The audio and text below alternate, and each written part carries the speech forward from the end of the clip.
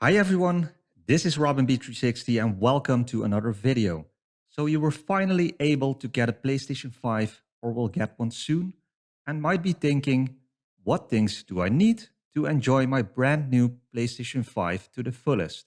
Well, today I'm going to help you with that because I'm going to show you 5 things you need for your PlayStation 5, and if you watch until the end of the video, I have one bonus thing that you need and the question of the day.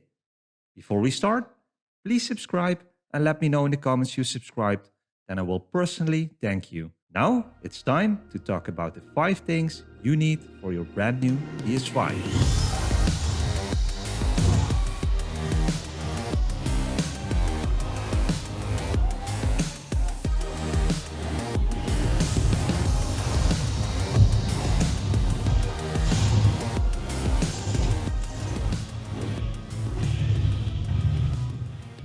Finally, you are able to play on the PlayStation 5.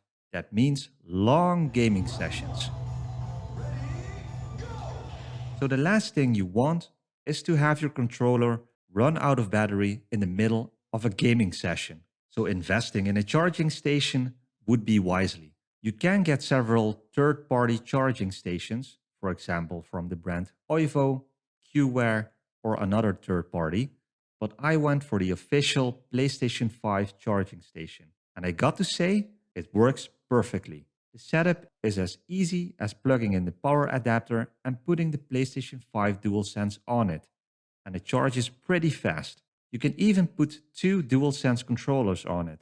That way, you never run out of battery and you have a second controller ready if you want to play together with a friend at home. A decent headset, not only to communicate with your friends online, but also to experience the game as intended. For example, on Returnal, you can hear specifically from where your enemies approach you, which gives you an advantage in your game.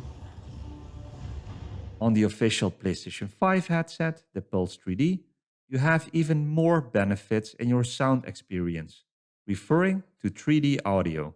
At first, the sound might seem a bit off, but you can adjust the sound height in the PlayStation 5's menu. It allows you to change the height from where the sound hits your ears through the speaker. As this is different for everyone, looking into the setting would be advised to get the most out of your sound experience. For around $100 or euros, the pricing of the Pulse 3D headset is decent. But if you're on a budget or you want to go to an even higher level, there are enough third-party options available. I might do a video about that later on, so don't forget to subscribe to my channel and hit that bell button so you don't miss it. So the next one might be an obvious one. Of course, you bought the PlayStation 5 for the games. So what better way is there to start your brand new PlayStation 5 with exclusive games? Those are the games that make the most out of your console and give you the best experience. For now, I would advise Returnal and Ratchet & Clank, but that's a personal opinion. Also, don't forget to try out Astrobot, which is pre-installed on your console. It's totally worth it. Looking at the game sizes and the internal storage of the PlayStation 5, which is 825 gigabytes, you know that you will need extra storage, especially if you know that the PlayStation 5 uses a part for the system itself, so you will only have 667 gigabytes left. And we haven't even counted all the game updates, downloadable content, or save files. So you need an external storage as soon as possible, unless you want to remove, download, and reinstall your favorite games again and again.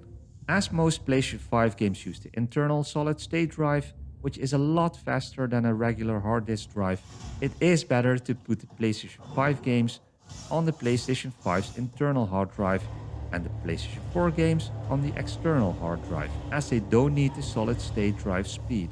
PlayStation Plus.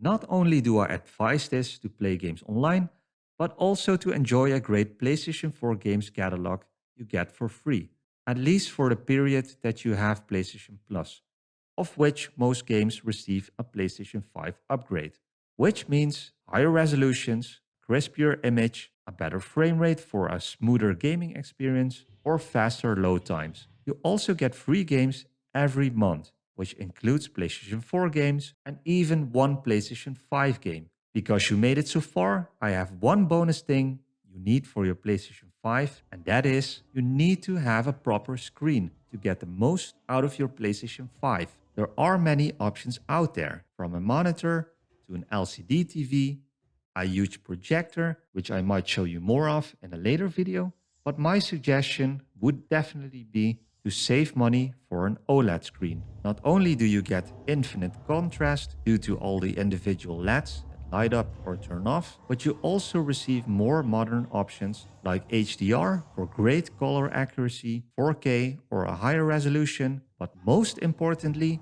high refresh rates up to 120 Hz. Because most OLED screens have a HDMI 2.1 port, which is such a smooth experience.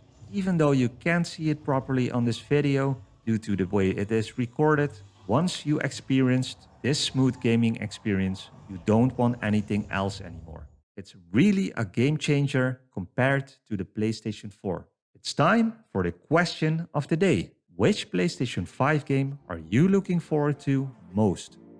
Let me know in the comments below. Don't forget to like and subscribe.